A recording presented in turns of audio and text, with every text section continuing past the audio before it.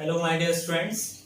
This is Mehboob Hassan, and now today we are going to solve one numerical problem, example 1.13. Okay, it is an problem is in early model for an atom. Consider it have a positive charge, nucleus of charge Zd, surrounded by a uniform density of negative charge up to a radius r.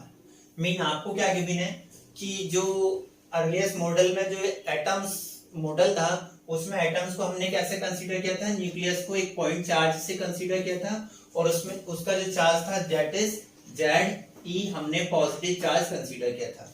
Okay और इसके around क्या था, surrounded था ये negative charge से, और वो जो नेगेटिव चार्ज था it is distributed over the radius r. कहां तक डिस्ट्रीब्यूट था, ओवर द रेडियस r तक ये सब में नेगेटिव चार्ज डिस्ट्रीब्यूटेड था और इसको हमने पॉजिटिव चार्ज कंसीडर किया था. ओके न्यूक्लियस को हमने पॉजिटिव चार्ज कंसीडर किया था अर्लीस्ट मॉडल में, और जो चार्ज नेगेटिव चार्ज है मीन इलेक्ट्रॉन वो डिस्ट्रीब्यूटेड है फुल रेडियस में यूनिफॉर्मली.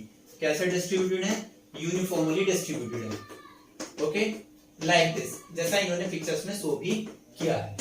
अब आपको क्या करना है, इसकी वजह से ड्यू टू दिस, इसका रेडियस r है, किसी पर्टिकुलर पॉइंट r डिस्टेंस पर इलेक्ट्रिक फील्ड को कैलकुलेट करना है. ठीक है, r डिस्टेंस पर एट r पर आपको E को कैलकुलेट करना है. ओके तो सबसे पहले हम पॉइंट कंसीडर कर लेते हैं कि इसके आउटर साइड में किसी पॉइंट P पर हमने इलेक्ट्रिक फील्ड को कैलकुलेट करना है. ठीक है, आउटर साइड मीन एटम्स जो हमने कंसीडर किया है उसके आउटर साइड किसी पॉइंट P पर हमने इलेक्ट्रिक फील्ड को कैलकुलेट करना है. सो इसके लिए क्या करते हैं, सिंपल जैसे हमने प्रीवियस एग्जांपल में क्वेश्चंस में भी किया है कि जब भी हम गॉस थ्योरम को अप्लाई करते हैं, गॉस लॉ को अप्लाई करते हैं, जिस पॉइंट पर हमने इलेक्ट्रिक फील्ड का कैलकुलेट करना है वहां पर एक गॉसियन सरफेस ड्रॉ कर लेते हैं. सो इस P न्यूक्लियस से r डिस्टेंस पर किसी पॉइंट P पर इलेक्ट्रिक फील्ड को कैलकुलेट करना है. सो इसके लिए r रेडियस का एक गॉसियन सरफेस ड्रॉ कर लेते हैं. ओके इसके आउटसाइड है जितना भी एरिया पर हमने एक गॉसियन सरफेस ड्रॉ कर लिया. ओके सो गॉसियन सरफेस का एक स्मॉल एरिया कंसीडर करते हैं, इधर कंसीडर कर लेते हैं पॉइंट P. यहाँ पर सिमेट्रिकल है, दोनों साइड में इलेक्ट्रिक फील्ड सेम होगा. इसका स्मॉल एरिया कंसीडर करते हैं दैट इज ds. कितना एरिया कंसीडर किया हमने, ds. तो ds से पास आउट होने वाला जो फ्लक्स होगा दैट इज क्या हो जाएगा, E into E dot ds. और इससे पहले के हमने कई सारे एग्जांपल में बताया E और S का डायरेक्शन ऐसा लेते हैं कि E और S शुड बी पैरेलल और सेम डायरेक्शन. तो ये क्या हो जाएगा, E ds हो जाएगा, cos 0 का वैल्यू 1 हो जाएगा. सो ये क्या हो जाएगा, E ds. Flux pass out from small area जो हमने कंसीडर किया है, मैं कह रहा हूं टोटल गॉसियन सरफेस से पास आउट होने वाला flux that is total flux. क्या हो जाएगा, उसके लिए क्या करते हैं, इंटीग्रेट कर देंगे. Integration of d phi, integration of E ds.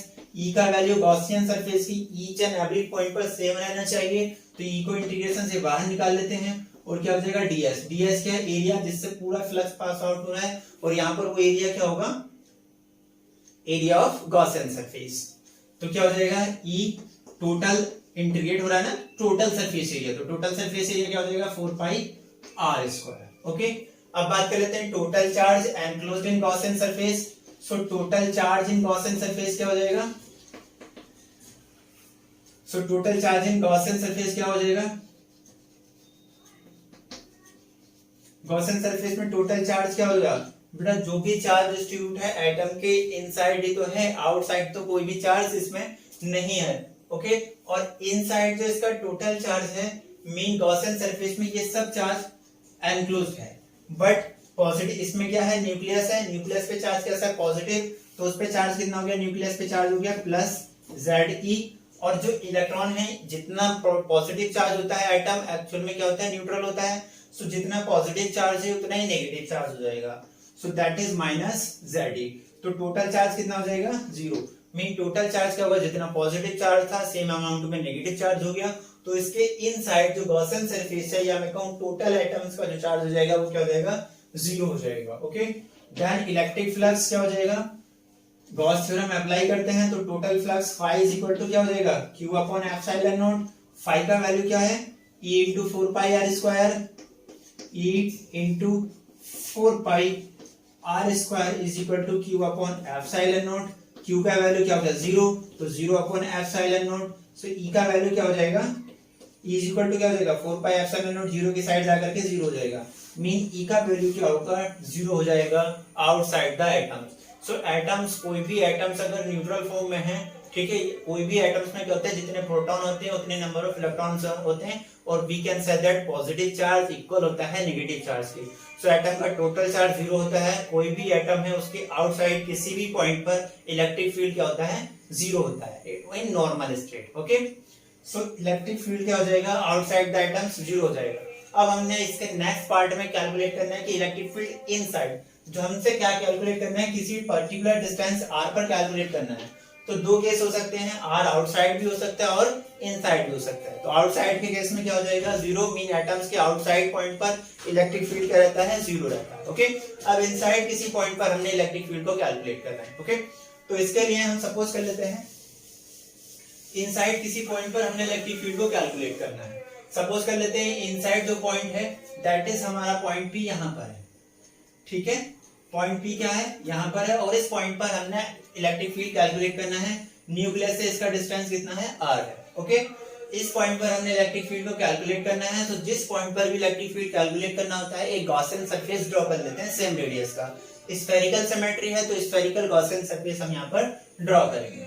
So r radius का एक स्फेरिकल गॉसियन सरफेस ड्रॉ कर लेते हैं। फिर सेम प्रोसेस स्फेरिकल सरफेस के स्मॉल एरिया कंसीडर करते हैं, और इसके स्मॉल एरिया ds से पास आउट होने वाला flux, same phenomena d phi equal to e ds, e into ds हो जाएगा।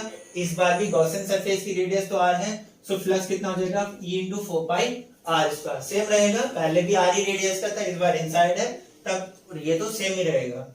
अब total charge enclosed in Gaussian surface और हम कैलकुलेट कर लेते हैं। Total charge enclosed in Gaussian surface most important है, देखिए कैसे सब कैलकुलेट करते हैं। तो ZE मीन जो न्यूक्लियस पे पॉजिटिव चार्ज है वो तो एज लाइक ही पॉइंट बिहेव कर रहा है, बट जो नेगेटिव चार्ज है it is distributed uniformly all over the sphere of radius r। Sphere जो r रेडियस का स्फीयर है उसमें सब में यूनिफॉर्मली डिस्ट्रीब्यूटेड है फुल वॉल्यूम में। ओके, तो मैंने सपोज कर लिया कि इसमें जो वॉल्यूम चार्ज डेंसिटी है दैट इज रो है। वॉल्यूम चार्ज डेंसिटी कितना है, रो, ठीक है, मीन यूनिट वॉल्यूम में जो नेगेटिव चार्ज है वो पूरे वॉल्यूम एटम्स के अंदर, एटम स्फेरिकल फॉर्म में है, सो एटम्स के इनसाइड यूनिफॉर्मली डिस्ट्रीब्यूटेड है नेगेटिव चार्ज। तो मैंने सपोज कर लिया जो नेगेटिव चार्ज है वो उसके पूरे वॉल्यूम में डिस्ट्रीब्यूटेड है, एंड यूनिट वॉल्यूम में चार्ज या मैं कहूं volume charge density is sigma. मैंने क्या सपोज किया है कि uniform volume charge density is sigma. Okay, so Gaussian surface तो मेरा यही है, गॉसियन सरफेस की रेडियस कितनी है, r। तो टोटल चार्ज, मैं पहले बात कर लेता हूं, जो मेरा टोटल चार्ज है दैट इज ZE, जितना पॉजिटिव चार्ज है उतने नेगेटिव चार्ज है। तो नेगेटिव चार्ज जो माइनस का नेगेटिव चार्ज मेरा डिस्ट्रीब्यूटेड है वो काय में डिस्ट्रीब्यूटेड है, पूरे स्फीयर में, जिसका रेडियस कितना है, r। जो रेडियस r आपको गिवन है उसके टोटल स्फीयर में, तो टोटल वॉल्यूम में ही तो डिस्ट्रीब्यूटेड है। मीन अगर माइनस ZE चार्ज जो है वो क्या है, कैसे इक्वल हो जाएगा, कैसे कैलकुलेट करेंगे, तो r रेडियस के स्फीयर में डिस्ट्रीब्यूटेड है, r रेडियस के स्फीयर में डिस्ट्रीब्यूटेड है। तो यूनिट वॉल्यूम में चार्ज कितना है, सिग्मा। तो जो वॉल्यूम है स्फीयर का वो कितना हो जाएगा, 4/3 पाई r क्यूब। स्फीयर का वॉल्यूम क्या होता है, 4/3 पाई इंटू रेडियस का क्यूब। तो r रेडियस में गिवन है, सो इस जो यहाँ पर इस टोटल स्फीयर में जो डिस्ट्रीब्यूटेड है, सो इस स्फीयर का एरिया वॉल्यूम कितना हो जाएगा, सॉरी 4/3 पाई r क्यूब। ओके, सो 4/3 पाई r क्यूब क्या है, टोटल वॉल्यूम। अगर इसमें यूनिट वॉल्यूम में चार्ज कितना है, सिग्मा, तो टोटल वॉल्यूम से मल्टीप्लाई कर देंगे तो वो क्या हो जाएगा, टोटल चार्ज जो r रेडियस के स्फीयर में डिस्ट्रीब्यूटेड है, या मैं कहूं एटम्स में नेगेटिव चार्ज डिस्ट्रीब्यूटेड है, दैट इज क्या हो जाएगा 4/3 पाई r क्यूब इनटू सिग्मा। सो यहां से अगर आप सिग्मा का वैल्यू कैलकुलेट करें तो सिग्मा का वैल्यू क्या मिल जाएगा आपको, माइनस ZE 3/4 पाई r क्यूब। ये सिग्मा क्या है, यूनिट वॉल्यूम में charge density, charge density, charge per unit volume, unit volume में जो चार्ज डिस्ट्रीब्यूटेड है उसका वैल्यू क्या है, सिग्मा। बट हमने तो टोटल चार्ज कैलकुलेट करना है, total charge enclosed in Gaussian surface. So Gaussian surface क्या है, उसका रेडियस कितना है, r। सो गॉसियन सरफेस में जो चार्ज डिस्ट्रीब्यूटेड है वो क्या हो जाएगा, वो हमने कैलकुलेट करना है, ठीक है। तो यूनिट वॉल्यूम में चार्ज कितना है, सिग्मा, और जो गॉसियन सरफेस है उसका वॉल्यूम क्या हो जाएगा, 4/3 पाई r क्यूब। गॉसियन सरफेस ध्यान रखो बच्चों, हमने उसकी रेडियस कितना कंसीडर किया है, 4/3 पाई आर क्यू, उसकी रेडियस आर है, तो गॉसियन सरफेस का वॉल्यूम क्या हो जाएगा 4/3 पाई आर क्यू। इस इतने यूनिट वॉल्यूम में चार्ज कितना है दिस, तो 4/3 पाई आर क्यूब वॉल्यूम में चार्ज कितना हो जाएगा, या मैं कहूं चार्ज इन गॉसियन सरफेस वो क्या हो जाएगा सिग्मा से मल्टीप्लाई कर देंगे। सो total charge enclosed in Gaussian surface अगर मैं क्यू से डिनोट करूं सो वो कितना हो जाएगा 4/3 pi R cube into sigma. Gaussian surface क्या है, आर रेडियस का है ना, तो इसमें कुछ चार्ज तो बाहर रह गया होगा, इसने तो कुछ चार्ज को एनक्लोज किया है, और वो चार्ज कितना आएगा, वो चार्ज आएगा 4/3 पाई आर क्यूब वॉल्यूम में। तो 4/3 pi are cube unit volume में सिग्मा है, तो 4/3 पाई आर क्यूब वॉल्यूम में कितना हो जाएगा 4/3 pi are cube into sigma से उसको मल्टीप्लाई कर देंगे, और वही क्या होगा total charge enclosed in Gaussian surface होगा। Is it clear? रो का जो वैल्यू मैंने यहां से फाइंड आउट किया उसका वैल्यू को पुट कर देते हैं। So total charge enclosed in Gaussian surface हो जाएगा 4/3 pi are cube into rho का वैल्यू है minus ZE into 3/4 pi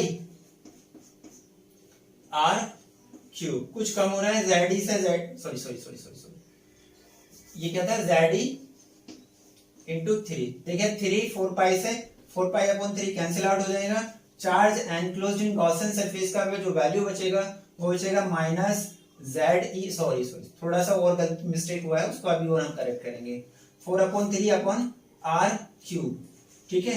it is the value of negative charge, जो नेगेटिव चार्ज गॉसियन सरफेस में आ रहा है सिर्फ हमने वही कैलकुलेट किया है, बट गॉसियन सरफेस में न्यूक्लियस भी तो है, पॉजिटिव चार्ज भी है, ठीक है। सो ये टोटल चार्ज नहीं है, it is negative charge enclosed in Gaussian surface, okay.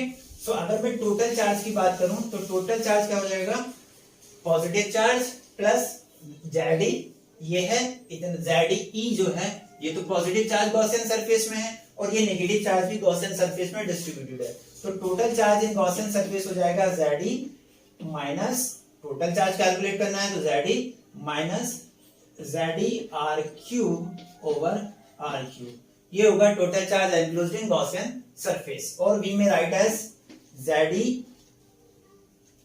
Into 1 minus R cube upon R cube. Total charge enclosed in Gaussian surface हो जाएगा। अब गॉस थ्योरम को अप्लाई करते हैं, then according to Gauss theorem क्या होता है total flux is equal to क्या होता है total charge upon epsilon naught. Gaussian theorem के अकॉर्डिंग क्या होता है total charge upon epsilon naught, okay. Total charge आपको क्या गिवन है, टोटल चार्ज आपको गिवन है total charge enclosed in Gaussian surface, वो हमने कैलकुलेट कर लिया this, and total flux it is Gaussian surface से पास आउट होने वाला टोटल फ्लक्स क्या होगा दिस। दोनों का वैल्यू सॉल्व करेंगे और इजीली हम इलेक्ट्रिक फील्ड को कैलकुलेट कर लेंगे, ओके। सो वैल्यू पुट कर देते हैं, टोटल फ्लक्स का जो वैल्यू आपको गिवन है उसका वैल्यू पुट करते हैं। सो टोटल फ्लक्स क्या गिवन है, it is 4 pi E into 4 pi R square is equal to total charge का जो वैल्यू हमने कैलकुलेट किया है that is ZE, total flux का जो वैल्यू गिवन है दैट इज है E into 4 pi R square is equal to total charge है ZE into 1 minus R cube over R cube upon epsilon naught, okay.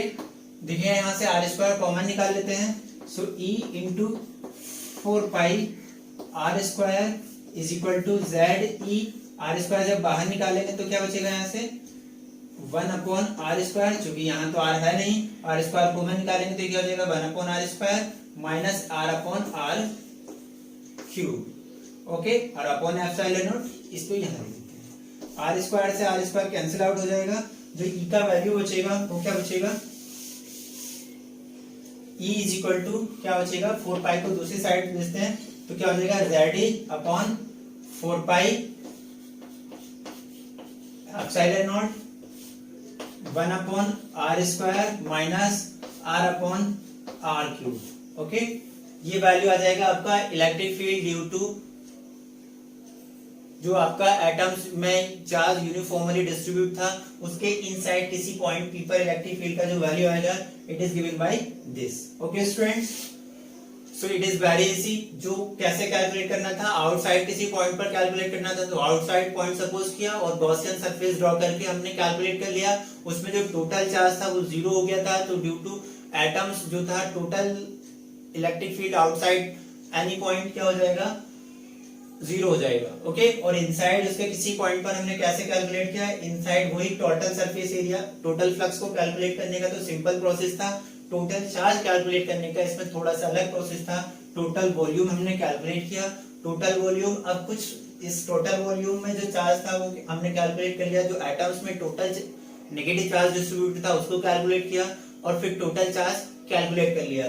Nucleus पे positive charge है और outside उसके negative charge distributed है, इसलिए हमने total charge में से माइनस किया था। Okay, so it is very easy. Hope student आपको ये वीडियो समझ में आया होगा। Thank you.